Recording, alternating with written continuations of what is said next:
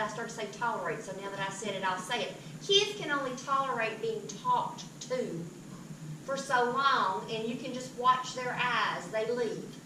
You know, after so long, they're not listening anymore. They're not getting anything out of it. So you know, you don't just talk at them for a long period of time. You kind of keep them engaged and keep them involved in it.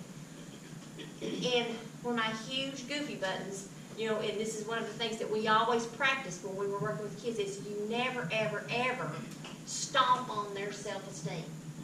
You never, ever put a kid down and stomp on their self-esteem, because you don't know what kind of lasting impact that can have on any child, whether it be a child with a disability or a child who's, quote, normal, whatever normal is. Okay, you never, ever do that with any kid that you come in contact with. You know, and the more positives they get, the more they feel like they're succeeding, and the better they feel about themselves. So those are all key things, you know, that you can do to help these kids learn something while they're out here. So, just some quick questions. So, you got a scenario where a child comes up to the station that you're trying to tell them something. You're trying to teach them something. And as soon as this little child walks up, he starts talking as you're trying to explain stuff to him. And he keeps getting louder and louder. What are you going to do? Yes, sir. I would make eye contact with the teacher that would be standing in the back and kind of give them that look then, and then look down at the kid. Mm-hmm. And if anybody had gotten a look from me, they would know they would jump pretty quick. Any other ideas? Just stop talking until somebody. Just stop talking. Yeah. Wait for them to Yeah. take control. What would happen if, when they came up to your area, if you said to them, "Hey, you all, we're here today to help me." What's one of the stations they come to? Milk and goat. Sewing. So, I was going to milk a goat. I'm going to pick on milking a goat. Okay, we're here today to show you all about how to milk a goat. Now, one of the things we're going to do is only one person at a time is going to talk. Kind of lay that out there. Now, that doesn't mean they're always going to follow that, but you've laid it out there. And then you step back, and if that stops working, that doesn't work, you step back and you just be quiet. Okay? You got the eye contact with the chaperone, kind of letting him or her know, "I need you." Right? One thing that I found a lot of times as I'm doing my spiel, that they want to interrupt and start asking questions while I'm talking. Yeah. And if they raise up, and if you catch the first one the first time, and I automatically will point to them and say, "I'll get to you in just a minute, and you'll be the first one." I've got to remember that he's got to be the first one. And that shuts everybody up, and everybody else will lower their hands and whatever, but you've got to catch it first one. Yeah. But just let them know. And it's just one of those things that... Because what would happen if you let him ask his question? Then everybody would go, and then I wouldn't be able to teach them. Yeah. Everybody's going to want to ask their question. Right. Yeah. And tell me about Grandpa's goat that they had when they were... Yeah. So that's just the way it is. Yeah, and maybe they'll get to tell you that at the end. And usually they do. Yeah. Well, one thing that we do, we have dozens or guys that go with each group. And so when I'm the docent, we immediately set a rule. I raise my hand, and when I raise my hand, that means that you be quiet. So the teachers are right there, and they understand. And that happened yesterday. A couple of them were talking and misbehaving, and I just looked at the teacher and I raised my hand. The teacher immediately reacted. So you're training the teacher as well as the kids. Exactly, exactly. You're letting those teachers know when they need to step in. Right. Exactly. And so that is like the eye contact is, Yeah. Okay. So you've got a group of kids that come up to the station where you're working, and you've got one child, and you notice that child is just really hanging in the back. They're not getting involved. Maybe they're sitting there and they're looking at the ground. And you can tell they just aren't, maybe not a happy child, not feeling good about themselves. How are you going to get that child included, make them feel included and involved?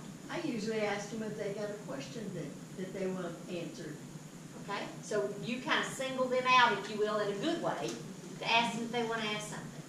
Okay? What else? What other ways, maybe?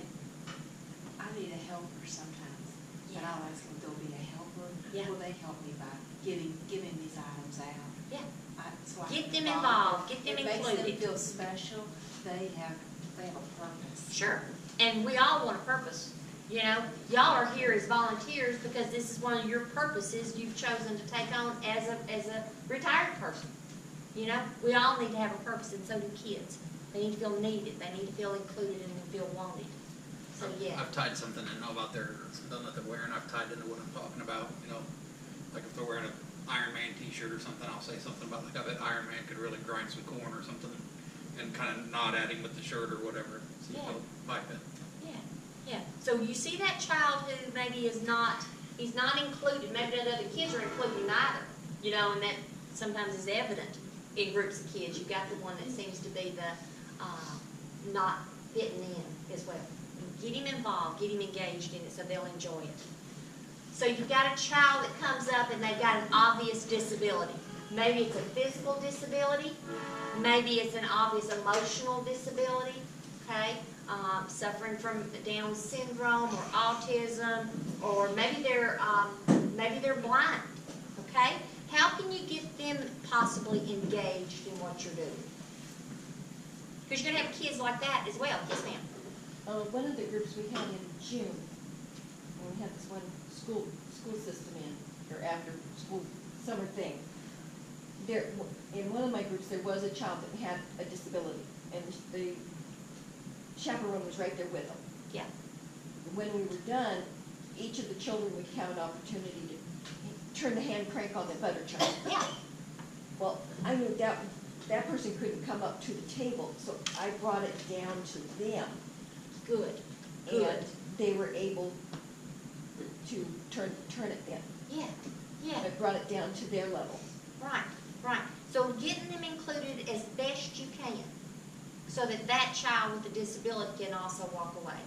I didn't ask you this, but some of you all, you know, may have had experiences working or being around children or adults with disabilities. No, outside of here. Have some of you? Yeah. Not really. Yeah. No, maybe not. Right. And that's a different experience for some type of people if you haven't been around people with disabilities. And we know there's all kinds of disabilities out there that some people are born with. We know, as Scott said, my early days of working in mental health was working with seriously mentally ill adults. So that's another population with special needs, you know, that may come out here from time to time. So yeah, being around that group of folks, somebody needs to learn new skills of how to interact. Yeah. All right. Yes, ma'am. No, in years past though, you didn't see as many people with disabilities because of the federal, now that the federal laws have passed and they have to be served, they're no longer kept at home That's right. or in. That's right. some And now special school. children are mainstreamed more. You know, back when many of us were in school, you know, the children with special needs were in a totally separate classroom. They weren't with the others. And now they're more mainstream more as much as possible. Adults with disabilities used to be, you know, they'd be placed in a state psychiatric hospital and stay there for years and years and years and years. And that doesn't happen anymore.